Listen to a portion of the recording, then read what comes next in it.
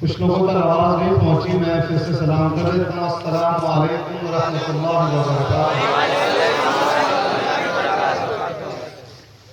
जो हज़रात बैठे हैं उनसे गुजारिश है करीब करीब आ जाए, ठंड का मौसम है, ताकि पीछे जगह मिल सके। हमारे खड़े हैं, बोले हिलाना मत। 2 घंटे कम से कम तकरीर करूंगा, शुरू में बता दे रहा हूँ, इसलिए बैठना होगा आप लोगों को। तो करीब करीब आकर बैठे। जो हज़रात 2 घंटे खड़े रह सकते हैं अच्छी बात है, लेकिन खामखा क्यों अपनी टांगों को जहमत देंगे। तो बैठने की कोशिश करें, करीब करीब आए, ठंड का मौसम है। जल्द से जल्द जगह पूर्ण करने की कोशिश करें और एक बार बाआवाज़ बुलंद दरूद शरीफ पढ़ लें। जज़ल्लाहु अन्ना सय्यदना मुहम्मदन सल्लल्लाहु तआला अलैहि वसल्लम सलातु व सलाम अलैका या रसूलल्लाह। अल्हम्दुलिल्लाहि रब्बिल आलमीन, अस्सलातु वस्सलामु अला सय्यदिल मुरसलीन। क़ाल अल्लाहु तआला फ़िल क़ुरआनिल मजीद, इन्नल्लाह व मलाइकतहु युसल्लूना अलन नबी या अय्युहल्लज़ीना आमनू सल्लु अलैहि व सल्लिमू तस्लीमा। अल्लाहुम्मा सल्लि अला मुहम्मदिन व अला आलिहि व अस्हाबिहि व औलादिहि व अज़वाजिहि व ज़ुर्रिय्यातिहि व अहलि बैतिहि व असहारिहि व अंसारिहि व अशियाइहि व मुहब्बिहि व उम्मतिहि व अलैना मअहुम अजमईन या अरहमर राहिमीन। क़ाल अल्लाहु तआला फ़िल क़ुरआनिल मजीद, व अम्मा बिनिअमति रब्बिका फ़हद्दिस। मैं प्रेस हज़रात जो तशरीफ लाए हैं उनकी खिदमत में एक चीज़ अर्ज कर दूं, फिर आप सवाल कर सकते हैं। मैं आज रात इंशाअल्लाह ताला 2 मौज़ूआत पर गुफ्तगू करने का इरादा रखता हूँ। एक मिलादुन नबी की ज़रूरत, अहमियत और शरई दलाइल कि वो क्यों ज़रूरी है, उसकी क्या अहमियत है और क्या कुरान और सुन्नत से मिलाद मनाना जायज़ है। जुलूस निकालना, सजाना, झंडा लहराना, क्या सहाबा ने मिलाद मनाया? अगर हुजूर 12 तारीख ही को दुनिया में तशरीफ लाए और 12 ही को पर्दा भी फरमाया तो हम खुशी क्यों मनाते हैं? और हम सुन्नियों ने ये तीसरी ईद कहाँ से मना ली, वगैरह वगैरह वगैरह जितने एतराज़ हैं, ये एक मौजू है। इसके माध्यम से, इसके ज़रिए से मैं नौजवानों को ये बताना चाहता हूँ कि हुजूर की सीरत और अखलाक और तालीमात पर कायम रहना है। दूसरा जो मौजू रहेगा, जो आज बड़ा सुलगता हुआ मौजू है, यूनिफॉर्म सिविल कोड, तलाक का मसला, इस्लाम में औरतों को हुकूक क्या है, ये 3 तलाक के क्या मसले हैं। अखबार में जो बात कही जा रही है कि 20 मुल्कों में तलाक को बैन कर दिया गया है, तो इसकी हकीकत क्या है? ये कौन लोग इस पे एतराज़ कर रहे हैं? यूनिफॉर्म सिविल कोड का माने क्या होता है? पर्सनल लॉ का माना क्या होता है? और सबसे पहले पर्सनल यूनिफॉर्म सिविल कोड की मुखालिफत हिंदू महासभा ने की थी। ये तमाम तारीखी बातें जो है आपके सामने पेश की जाएंगी। अब आपको कोई सवाल है तो आप कर सकते हैं।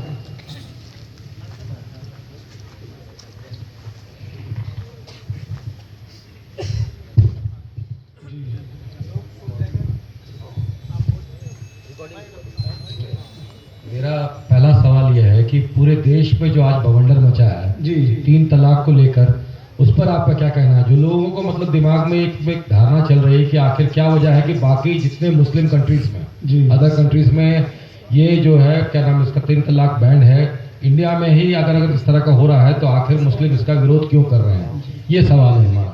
जी, इसका जवाब सुन लें। इस्लाम में तलाक कोई बहुत अच्छी चीज़ नहीं है। अल्लाह के रसूल सल्लल्लाहु ताला अलैहि वसल्लम ने फरमाया कि अल्लाह ताला ने जितनी चीज़ों को हलाल किया है, जायज़ किया है, परमिसिबल किया है, उनमें सबसे नापसंदीदा डिसलाइक जो चीज़ है वो तलाक है। तो इस्लाम मजहब तलाक को प्रमोट नहीं करता है, लेकिन तलाक किसी धर्म जाति से रिलेटेड नहीं है। जहाँ भी मियाँ और बीवी रहते हैं, चाहे वो हिंदू हो, मुसलमान हो, सिख हो, ईसाई हो, हिंदुस्तान में रहे, अमेरिका में रहे, जहाँ भी पति पत्नी के बीच में कभी मतभेद हो जाता है और एक ऐसा वक्त आता है कि मियाँ बीवी में अब मधुर संबंध नहीं रह सकते और मियाँ और बीवी एक दूसरे के खून के प्यासे हो जाते हैं, हर रोज लड़ाई करते हैं, ऐसी सूरत में इस्लाम ने कहा कि तुम तलाक के जरिए अलग हो जाए और अपनी इज्जत की जिंदगी बिताओ।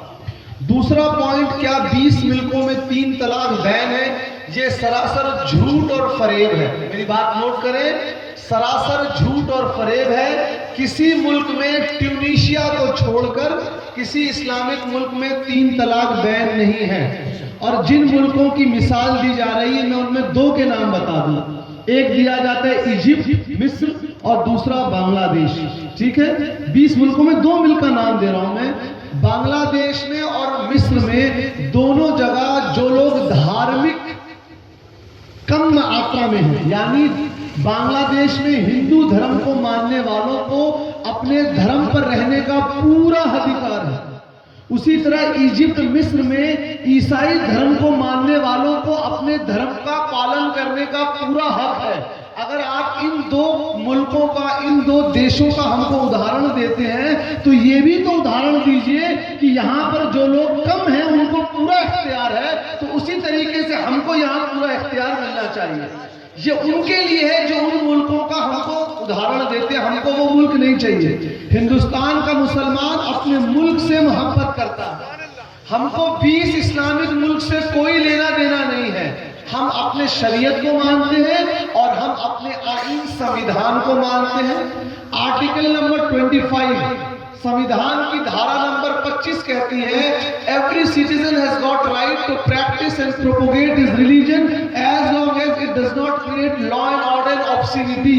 हर नागरिक को अपने धर्म पर आचरण करने, पालन करने का पूरा हक है, जब तक कि उसके ऐसा करने से समाज में बेहूदगी और कानून व्यवस्था न फैले। मसलन अगर कोई मुस्लिम या हिंदू बिना कपड़े के यहाँ घूमेगा, पुलिस पकड़कर जेल में बंद कर देगी। क्यों? तुम समाज में बेहयाई, अश्लीलता फैला रहे हो। लेकिन अगर एक जैन मुनि घूमेंगे, उनको मना नहीं किया जाएगा, क्योंकि जैन धर्म के मुताबिक मुनि जी को घूमने का पूरा हक है। उसी तरह अगर कोई मुस्लिम या कोई हिंदू एक ब्लेड लेकर हवाई जहाज में जाएगा तो उसको पकड़कर ब्लेड को रख लिया जाएगा, लेकिन अगर कोई सिख सरदार कृपाण लेकर जाएगा तो उसको पूरी अनुमति है, क्योंकि वो उसके मजहब की तालीम है। तो हम मुसलमान जो मुतालबा कर रहे हैं, ये हम सरकार से भीख नहीं मांग रहे, ये हिंदुस्तान के आईन ने, संविधान ने हमको हक दिया है, हम उस हक को मांग रहे हैं।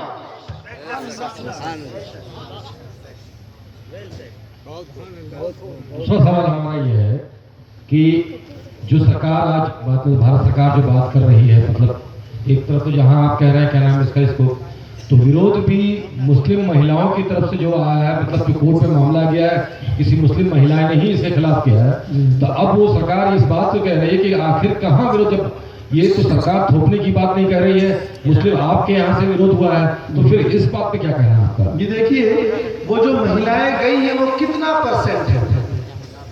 आप अगर बात करें पुलिस की अहमियत पर, पुलिस बल होता है, उसकी समाज में जरूरत है कि नहीं है कानून व्यवस्था बनाए रखने में। लेकिन अगर कोई 1-2 वाकया ऐसे मिल जाए, घटना मिल जाए जिसमें यह साबित हो जाए कि पुलिस के प्रति से निष्क्रियता या कुछ गलती हुई, तो इसका मतलब ये थोड़ी है कि पुलिस फोर्स को खत्म कर दिया जाएगा। उसी तरीके से तरीके से हमारे समाज में कुछ लोग ऐसे हैं जिनको इल्म और ज्ञान नहीं है, उन्होंने तलाक को गलत इस्तेमाल किया, लेकिन वो 1% भी नहीं है, वो 1% भी नहीं है। मैं हवाला आपको आंकड़ा दे दूं, बेंगलोर के दारुल कज़ा में अब तक 3 तलाक के 2200 मामले आए, 2200, उसमें सिर्फ 17 मामले 3 तलाक एक मजलिस के हैं। आप देखिए 2200 में 17 कितना, 1% से भी कम हो रहा है। तो कुछ लोगों की गलती से पूरे धर्म के कानून को नहीं हटाया जाएगा। अगर इतना बात है तो संविधान में है कि गवर्नमेंट, सरकार शराब को बना करेगी। Article 47 of the Indian Constitution, which is under directive principle, says the government shall endeavor to prohibit sale of alcohol throughout the country. ये हमारे संविधान में लिखा है कि पूरे मुल्क में शराब बेचने को सरकार बंद करेगी। आज जितनी घरेलू हिंसा हो रही है औरतों के खिलाफ, जितने रोड एक्सीडेंट हो रहे हैं, ये शराब की वजह से हो रहे हैं। तो शराब को बंद करना चाहिए, नहीं कर रही है गवर्नमेंट। तो ये 3 तलाक कोई मजहबी मामला या औरतों के हुकूक का मामला नहीं है, ये पूरा सियासी मामला है। और ये कौन औरतें गई हैं, ये मुस्लिम महिला मोर्चा वाली कौन है, इनके बारे में आगे मैं अपनी इस तकरीर में बताने वाला हूं। क्योंकि सवाल जवाब में नहीं बता सकता, लेकिन मैं बता दूं, मुट्ठी भर लोग पूरे समाज का प्रतिनिधित्व नहीं करते। क्या आप इसको साजिश के रूप में देख रहे हैं, क्या देख रहे हैं? ये साजिश नहीं, मुस्लिम को, समाज को परेशान करने की एक तरीका है यूपी चुनाव में करने का। देखिए मैं आपको एक चीज बता दूं, अगर कल सुप्रीम कोर्ट का फैसला आ भी गया कि हम 3 तलाक को असंवैधानिक घोषित करते हैं, कुछ लोग बोलते हैं 3 तलाक बैन होगा, ये बैन लफ्ज ही गलत है। आप 3 तलाक बैन नहीं कर सकते। बैन का क्या मतलब है? शराब बैन है, इसका मतलब क्या है? शराब को बेचना मना, खरीदना मना, शराब को ले जाना मना। उसी तरह 3 तलाक को बैन का मतलब क्या है? जो 3 तलाक देगा उसको पकड़ के जेल में डालेंगे? नहीं। तो लफ्ज 3 तलाक गलत, बैन गलत है, लफ्ज होगा असंवैधानिक। अगर गवर्नमेंट ने इसको असंवैधानिक घोषित भी कर दिया तो इससे मुस्लिम समाज में कोई फर्क नहीं पड़ने वाला। क्यों? जिस मर्द ने एक मजलिस में 3 तलाक दे दी, पहली बात देना नहीं चाहिए, हम इसका विरोध करते हैं। हम अपने समाज में आज के जलसे के जरिए लोगों को बताएंगे तलाक एक बुरी चीज है, नहीं देनी चाहिए। लेकिन अगर कभी जरूरत पड़ी और देनी है तो उसका तरीका है 1-1 महीने के इंटरवल में। लेकिन किसी ने अपने ज्ञान की कमी की वजह से 3 तलाक दे दिया अगर एक मजलिस में, तो वो बीवी उसके लिए हराम हो जाएगी। अब गवर्नमेंट क्या बोलेगी? गवर्नमेंट तो ये नहीं बोलेगी ना हम 3 को नहीं मानते। पूछा जाएगा फिर बताइए एक मुस्लिम मर्द अपनी बीवी को तलाक कैसे दे? कोई प्रोसीजर बताएंगे? तो बोलेंगे नहीं ये 3 तरीका है, लेकिन आपको 1-1 महीने के इंटरवल में देना पड़ेगा। अगर सुप्रीम कोर्ट ने ये कहा तो मुफ्ती साहब बोलेंगे बेटा 3 तलाक से तुम्हारी बीवी तुम्हारे लिए हराम हो गई है। अब गवर्नमेंट माने न माने तुम उसके साथ रह नहीं सकते हो। हाँ, गवर्नमेंट की तसल्ली के लिए गवर्नमेंट जो रजिस्टर रखवाएगी काजी के पास या कोर्ट में, उसमें अगले 1 महीने में जाकर साइन करके लिख देना कि मैंने तलाक दिया, तो बस कागजी कार्रवाई पड़ेगी, मुस्लिम समाज में कोई फर्क नहीं आएगा। कागजी कार्रवाई बढ़ेगी। सभा हम पूरे साल में अपने बयान, अपने वाच के जरिए लोगों को बताएंगे कि मियाँ बीवी के मधुर संबंध कैसे रहने चाहिए। हम इस जलसे के जरिए ये भी बताएंगे कि तलाक न दिया जाए, ये हमारी कोशिश है। हम तलाक को बुरा मानते हैं, लेकिन तलाक सिर्फ मुस्लिम समाज में नहीं। आप आंकड़ा लिख लें, 2011 की मतगणना के मुताबिक हिंदू समाज में 19,50,000 औरतें हैं जिनको तलाक मिला है, और मुस्लिम समाज में सिर्फ 9 लाख है। तो हम तो तलाक को एक बुरी चीज जानते हैं, हम इसको एडवोकेट नहीं करते, लेकिन कभी कभी ऐसी चीजें आ जाती हैं जब आदमी को डिवोर्स देना पड़ता है।